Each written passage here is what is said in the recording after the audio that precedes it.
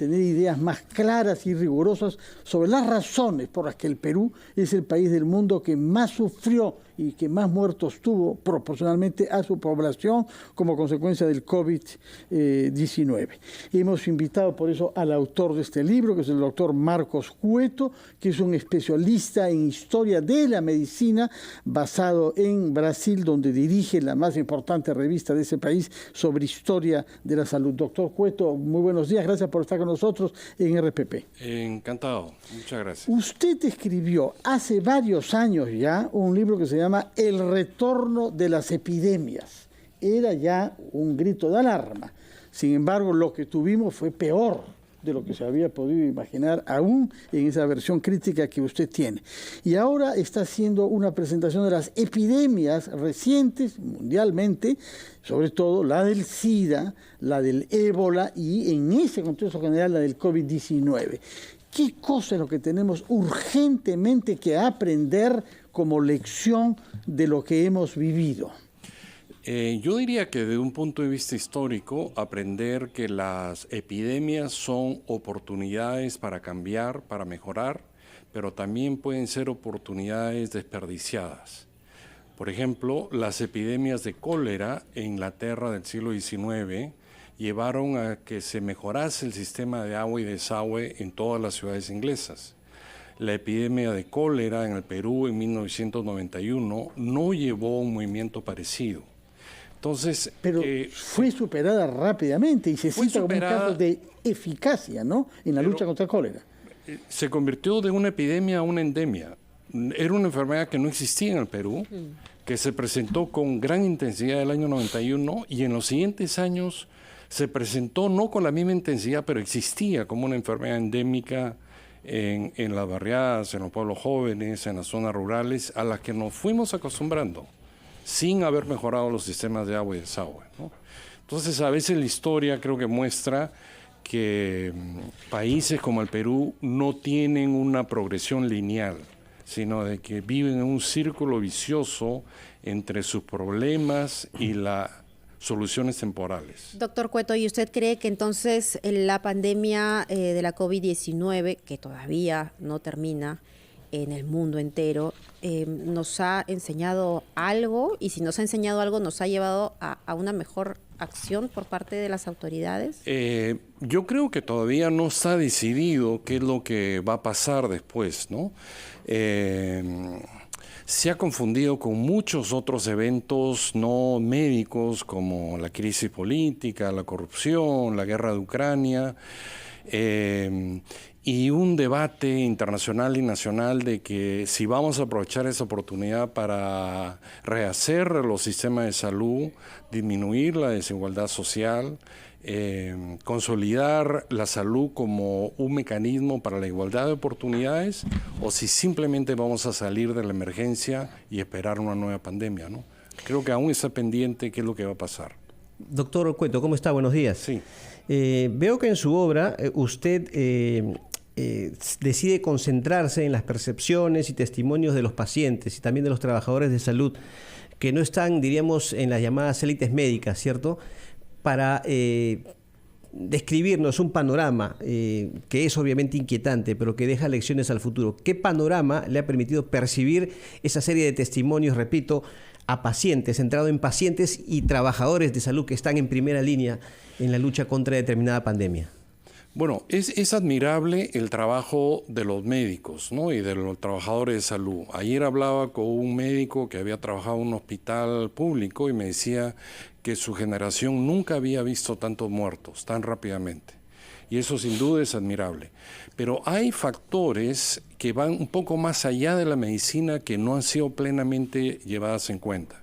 Por ejemplo, la resistencia cultural de algunos sectores de la población a las vacunas, el negacionismo científico, el hartazgo de la disciplina sanitaria que hay que mantener. Esas son soluciones que muchas veces tienen que ver con la población en general y a la que atienden psicólogos, educadores, científicos sociales y que quizás no le hemos prestado suficiente atención. Y ese chip entonces mental, cultural que debería cambiar también está muy asociado al tipo de sistema de salud que tenemos, porque inicialmente nosotros cuando estamos mal pensamos vamos al hospital, porque sabemos que en la posta no vamos a tener la atención que quisiéramos, ¿no? Y vemos el hospital como un punto inclusive para tratar un resfrío. Y eso es algo de lo que recurrentemente se habla aquí, de poder fortalecer, ¿no?, las postas en nuestro país. Hemos tenido la oportunidad en medio de la pandemia de hablar con periodistas, por ejemplo, sentados en Israel, ¿no?, donde es otra realidad, en donde se saben dónde están los pacientes en varias cuadras a la redonda, tienen su doctor de cabecera, ¿no? Y hay una relación muy cotidiana con ello. ¿Hacia dónde deberíamos apuntar, en todo caso, como sistema de salud? Le pido, por favor, que me responda tras escuchar los titulares. Son las 9:29. Estamos con el doctor Marcos Cueto, doctor en Historia. Regresamos.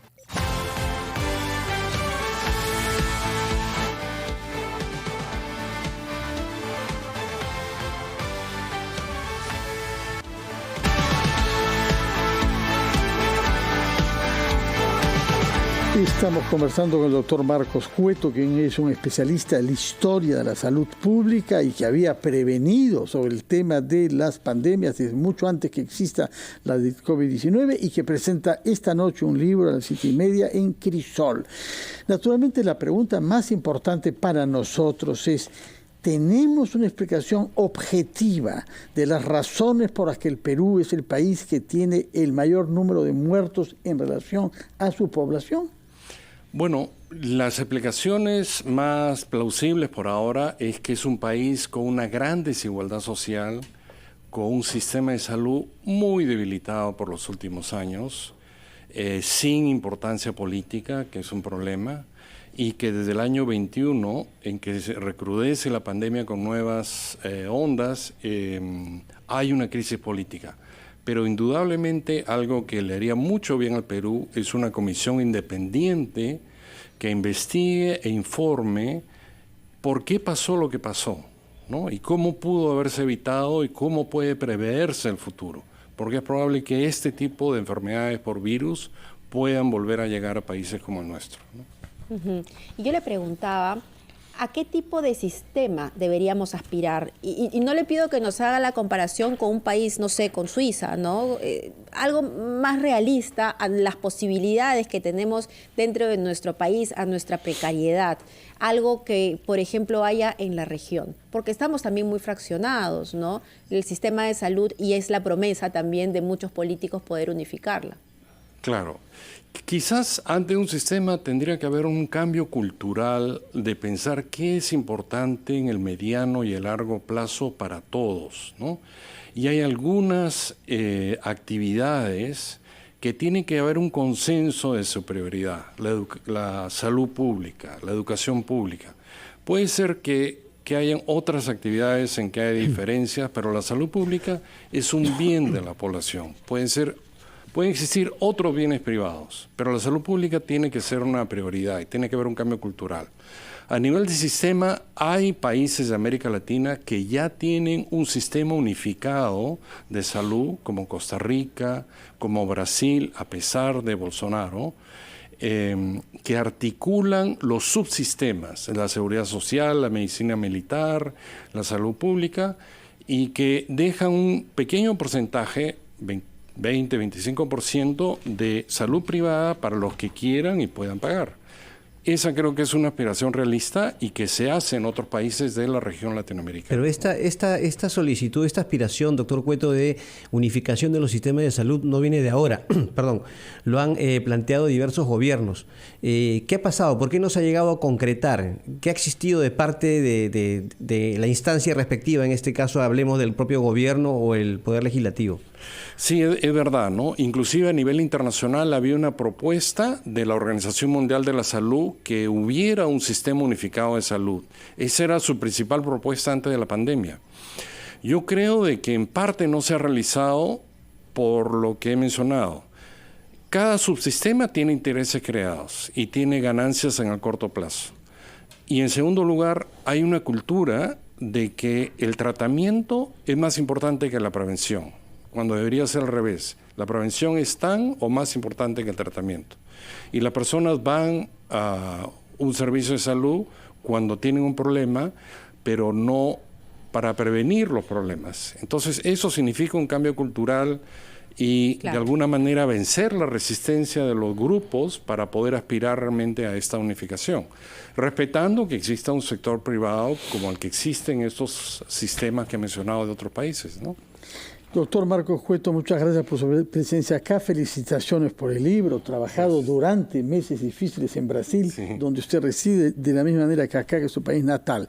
Muchas gracias por estar con nosotros. Permítanos regresar a Arequipa,